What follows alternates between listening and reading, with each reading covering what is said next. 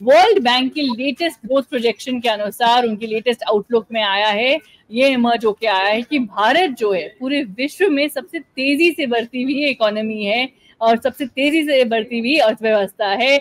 उन्होंने ये भी प्रोजेक्ट किया है कि एवरेज पर ऑन एवरेज 6.7% पर भारत की इकोनॉमी ग्रो होगी प्रति एक फिस्कल ईयर में 2024 से लेकर 2026 तक, यानी कि अगले 3 सालों तक पूरी तरह। और उन्होंने FY25 का ग्रोथ फोरकास्ट जो है वो भी अपग्रेड किया है 6.6% पर। उन्होंने कहा है कि भारत में देखिए डोमेस्टिक डिमांड अच्छी है, इन्वेस्टमेंट है, रोबस्ट सर्विसेज एक्टिविटी है, ये सारी ही बातें लेटेस्ट प्रोजेक्शन पर आई हैं। लेकिन इसको डिकोड करने के लिए हमारे साथ हैं सीनियर इकोनॉमिस्ट संचिता मुखर्जी, सीनियर इकोनॉमिस्ट जयंत कृष्णा। बहुत धन्यवाद आपके समय के लिए। सबसे पहले तो संचिता मुखर्जी, ये वर्ल्ड बैंक की लेटेस्ट रिपोर्ट की और प्रोजेक्शन की जो हाइलाइट्स हैं भारत की इकोनॉमी के लिए कितनी महत्वपूर्ण है? ये बहुत ही ज्यादा खुशखबरी है और बहुत महत्वपूर्ण है, क्योंकि इसमें दिखाया गया है कि हमारी जो अर्थव्यवस्था वो किस कैसे मजबूती के साथ ये परफॉर्म कर रही है आज की तारीख में। 8.2% जो फाइनेंशियल ईयर 23-24 का जो जीडीपी निकल के आया है, उसके बाद आई थिंक 3 इयर्स का जो एवरेज ग्रोथ फोरकास्ट किया है 6.7%, it is one of the highest in the world, सबसे ज्यादा हाईएस्ट ग्रोथ रेट है। इससे एक्चुअली एशिया का ओवरऑल ग्रोथ रेट हाई हो जाता है because of India's growing economy. World bank ने ये भी मेंशन किया है जो इंडिया ने इन्वेस्टमेंट्स क्लाइमेट पे जो फोकस किया है वो बहुत ही ज्यादा बेनिफिशियरी है हमारी अर्थव्यवस्था के लिए, हमारी इकोनॉमी के लिए, क्योंकि जो इन्वेस्टमेंट्स हुए हैं हमारी इकोनॉमी में, इंफ्रास्ट्रक्चर में, रोड्स में, last mile connectivity to rural sector, जो नॉर्थ ईस्ट में everything in terms of power consumption आप देख लीजिए, जो ई वे बिल्स है, लॉजिस्टिक्स देख लीजिए, रियल एस्टेट, कंस्ट्रक्शन, जितने भी सेक्टर्स है, मैन्युफैक्चरिंग, डिफेंस मैन्युफैक्चरिंग, अपने आप को इंडिजिनस डिफेंस मैन्युफैक्चरर बना के एक्सपोर्ट करना, these have all been very very good for India's investment climate. अब all of these reforms जो हुए हैं, they will aid in public and private consumption. So consumption story को लेके I think will be the next focus in terms of rural consumption को कैसे spur किया जाए, demand situation को कैसे spur किया जाए, job creation को कैसे meaningfully address किया जाए, क्योंकि हमारा demographics जो है बहुत ही young है, working population है, highly skilled labor है, English speaking labor है, तो इनको in the next 10 years how to make employment meaningful for them, skill development, I think focus इन पे होगी। So it is very very optimistic कि India अच्छी तरह ग्रो कर रही है और डाइवर्स सेक्टर्स को लेके ग्रो कर रही है, not one particular sector, diverse sector. मैंने अभी जो कहा, जो फोकस है डिफेंस पे and all of this, renewables पे, पावर पे। सो आई थिंक अभी हमारा टाइम आ गया है टू फोकस ऑन विकसित भारत जो 2047 का प्लान है।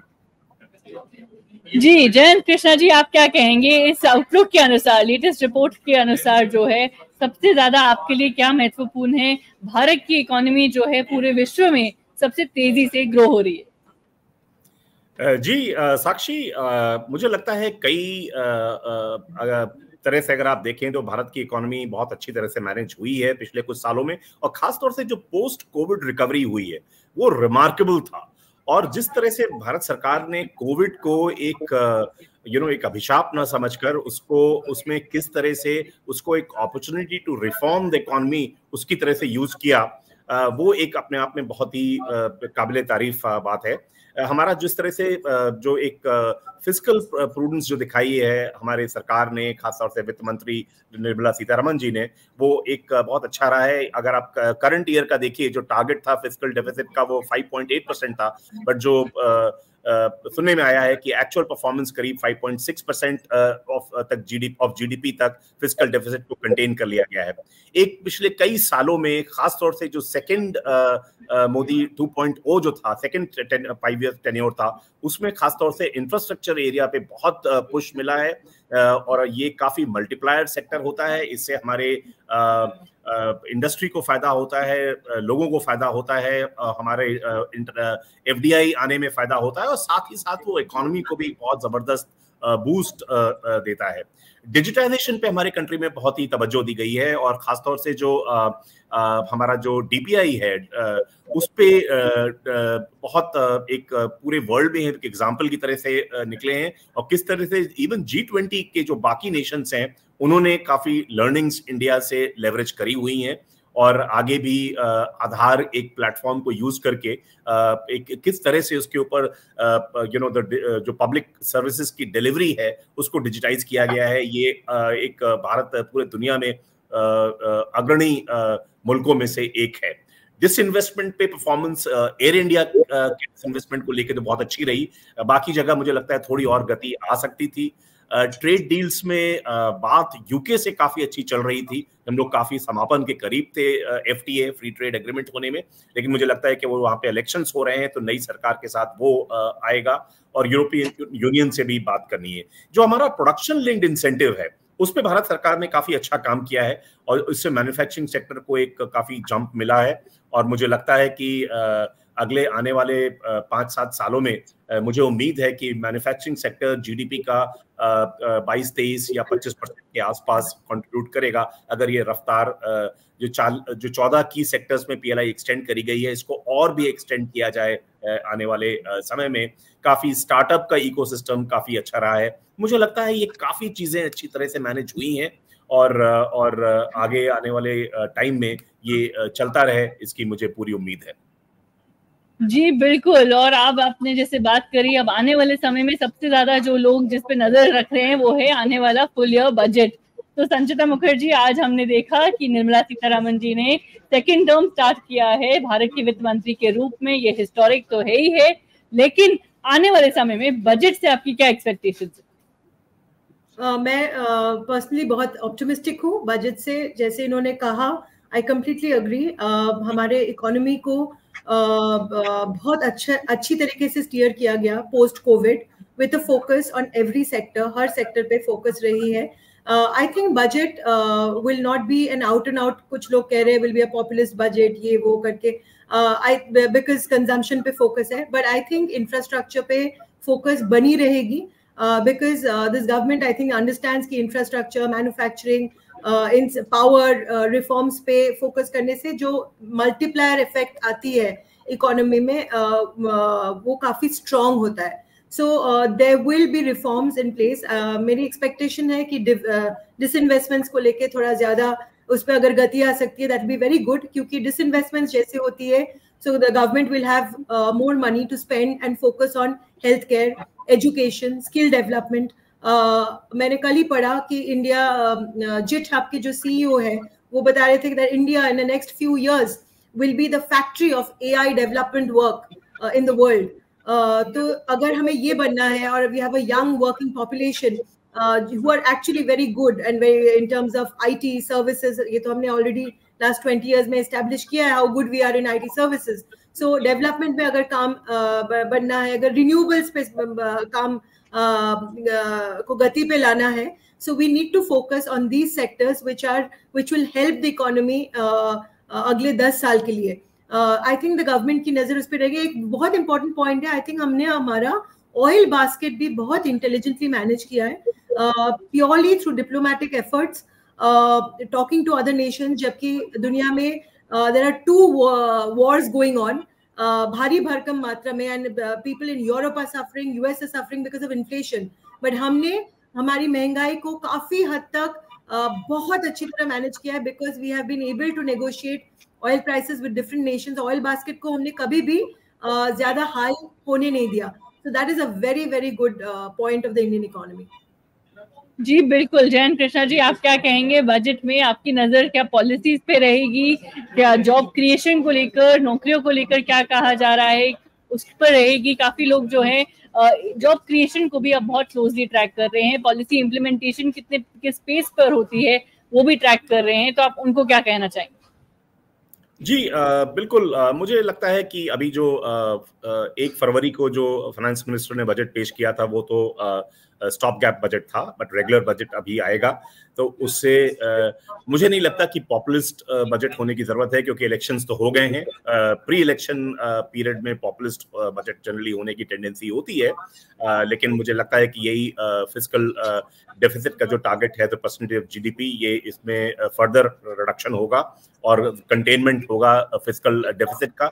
इंफ्रास्ट्रक्चर पे जो पुश है वो चलता रहेगा, और मुझे लगता है कि डिसइन्वेस्टमेंट की भी मैं आशा करता हूं कि कुछ उसमें कुछ खास कमिटमेंट दिया जाएगा।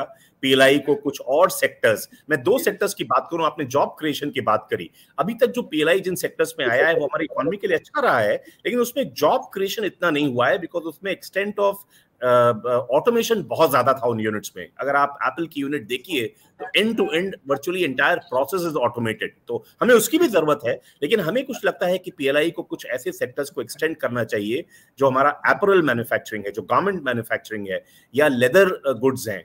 इन सब में अभी भी ऑटोमेशन ने इतना फर्क नहीं लाया है, और अभी भी ये काफी एम्प्लॉयमेंट इंटेंसिव है, तो इसमें होना चाहिए। और उसके अलावा मुझे लगता है बजट में जो थोड़ा सा रिफॉर्म्स, एक जो कुछ लोगों का कुछ लोग सोचते हैं, कुछ अर्थशास्त्री सोचते हैं, और कुछ बिजनेस कम्युनिटी सोचती है कि ये क्योंकि कोलिजन गवर्नमेंट है तो इसमें रिफॉर्म्स का पेस कम हो जाएगा, तो उस पर भी सरकार को कुछ देखना पड़ेगा कि कुछ जो बिग टिकट रिफॉर्म्स हैं, जैसे लैंड एक्विजिशन है और लेबर रिफॉर्म्स हैं, उसमें भी कुछ, और एमएसएमई के रिफॉर्म्स हैं, उसकी दिशा में एक कुछ शुरुआत दोबारा से करनी पड़ेगी। मुझे लगता है कि इवन जो फार्मर रिफॉर्म्स थे, एग्रीकल्चर सेक्टर रिफॉर्म्स थे, जो गवर्नमेंट को रिपील करने पड़े, जो कोविड के दौरान उन्होंने निकाले थे, वो भी हमारे इकोनॉमी के लिए बहुत अच्छे थे। वो पॉलिटिकल रीजंस की वजह से उसको रिपील करना पड़ा, और मुझे अभी नहीं लगता कि कोलिजन गवर्नमेंट में इतनी जल्दी री इंट्रोड्यूस होंगे, बट वो भी कहीं से किसी कोई और अगर कोई और वर्क अराउंड हो उनके अराउंड, तो उस पर भी मैं एक्सपेक्ट करता हूं कि कुछ सुनूंगा। और सबसे बड़ी बात जो हमारा जो एजुकेशन सेक्टर है उसमें, और हेल्थ केयर है, हेल्थ केयर में करीब 2 से 2.5% जो जीडीपी का है वो हम हेल्थ पे स्पेंड करते हैं, और रफली 3.9% ऑफ जो जीडीपी है वो एजुकेशन पे हम स्पेंड करते हैं। ये जरूर बढ़ना चाहिए, बिकॉज ज्यादातर जो डेवलप्ड कंट्रीज हैं उसको देखते हुए अभी हमारा इस पे खर्चा बहुत कम है, और साइंस और टेक्नोलॉजी का में जो रिसर्च होती है एंड डेवलपमेंट होता है उस पे भी हम करीब 0.7% ऑफ अपना जीडीपी स्पेंड करते हैं। उसमें बढ़ोतरी बहुत जरूरी है अगर हम चाहते हैं कि हमारी इकोनॉमी सिर्फ 5th लार्जेस्ट ना बन के या 3rd लार्जेस्ट ना बन के इनोवेशन ड्रिवन इकोनॉमी हो। अभी हमारी इकोनॉमी में इनोवेशन ड्रिवन नहीं है, इनोवेशंस कहीं और यूएस या बाकी मुल्कों में होते हैं, हम उन्हीं को रेप्लिकेट करते हैं मैन्युफैक्चरिंग में। तो ये बहुत जरूरी है कि इस तरह की दिशा हो, और इवेंचुअली हम यूएस और यूरोपियन यूनियन के कंट्रीज के साथ मिलकर सिर्फ मैन्युफैक्चरिंग ही ना करें, लेकिन को डेवलपमेंट भी करें। तो को डेवलप करें, को मैन्युफैक्चर करें, जैसा कि इंगित है अभी जो हमारी जी एरोस्पेस के साथ में फाइटर इंजन बनाने की बात हुई है, या सेमीकंडक्टर के स्पेस में कुछ फैब्रिकेशन और कुछ टेस्टिंग की लैब्स की जो बात हुई है, उसमें यही एक मंशा है कि हम किस तरह से उस स्पेस में आगे बढ़ें। तो मुझे लगता है कि मैन्युफैक्चरिंग को फिलिप देना बहुत जरूरी है, क्योंकि इवेंचुअली हम चाहते हैं, हम सभी लोग ये देश देखना चाहता है कि अभी हमारा जो मैन्युफैक्चरिंग का जो कंट्रीब्यूशन है जीडीपी में वो बहुत कम है, वो किस तरह से बढ़ के मुझे लगता है 16-17% है, वो किस तरह से बढ़ के 23-24% और आइडियली 25% हो जाए जीडीपी का। वो ऑब्वियसली जाहिर सी बात है वो एक बजट ईयर में नहीं हो सकता, लेकिन इसके लिए वी मस्ट अनाउंस कुछ ऐसे measures, ease of doing business हमें इम्प्रूव करना पड़ेगा, और ऐसी कई सारी चीजें में हमें बहुत इजाफा करना पड़ेगा। मुझे लगता है कि इन सब चीजों में बजट में कुछ ऐसा इंडिकेशन हो तो बिल्कुल सोने पे सुहागा होगा। जी बिल्कुल। संचिता मुखर्जी, क्या आप सहमत हैं कि ये बजट की एक्सपेक्टेशंस है, लेकिन लॉन्ग रन में अगर भारत को पूरे विश्व में सबसे बड़ी इकोनॉमी या तीसरी बड़ी इकोनॉमी बनना है, जो हमारा टारगेट है अब कि हम विश्व में देखिए 5th लार्जेस्ट तो है ही हैं, अब हमें 3rd लार्जेस्ट इकोनॉमी बनना है, तो क्या फोकस एरियाज हैं? क्या आप सहमत हैं कि इनोवेशन ड्रिवन मॉडल चाहिए, मैन्युफैक्चरिंग को थोड़ा और पुश चाहिए? आपका क्या ख्याल है? बिल्कुल साक्षी, एब्सोल्युटली इन्होंने जैसे कहा, समराइज करते हुए, क्योंकि हमारे जो इकोनॉमी है, जो अर्थव्यवस्था है, वो बहुत ही ज्यादा डाइवर्स है। मैन्युफैक्चरिंग पहले तो हमारे जनरेशन में हम सोच भी नहीं सकते थे मैन्युफैक्चरिंग में इतना ट्रैक्शन आएगा जो अभी आया है। डिफेंस मैन्युफैक्चरिंग, ये भी हम कभी सोच नहीं सकते, हम हमेशा इंपोर्ट करते थे डिफेंस, अब हम इंडिजिनसली खुद बनाते हैं, एक्सपोर्ट भी कर रहे हैं डिफेंस में. So these have all come because of the focus, जो फोकस हुई है R&D पे. अगर हम फोकस करें, इनोवेशंस पे फोकस करें, मैन्युफैक्चरिंग और उस सेक्टर्स में फोकस करें जहां पे जॉब क्रिएशन की संभावना ज्यादा हो, तो वो बहुत ज्यादा बेनिफिशियल होगी हमारे लिए. इंडिया एज अ कंट्री, हम काफी माइंडफुल है कि हमारे नेचुरल रिसोर्सेज भी फोकस होना चाहिए. सो इन पे, रिन्यूएबल्स पे, ग्रीन सेक्टर पे, सोलर पैनल्स के लिए लैंड एक्विजिशन, लेबर लॉज, इन पे काम होना बहुत बहुत जरूरी है, क्योंकि हमारी अपनी टारगेट है 290 गीगावाट्स बाय 2030, और हम काफी हद तक, हम ओवर 80 गीगावाट्स ऑलरेडी बना चुके हैं. We are actually doing very well on the renewable sector world wide. तो इन पे फोकस, वाटर रिसोर्सेज पे फोकस, इन पे जॉब क्रिएशन, डिसइन्वेस्टमेंट्स के सहायता से government can spend more meaningfully health care पे, स्किल डेवलपमेंट पे, एंटरप्रेन्योरशिप पे.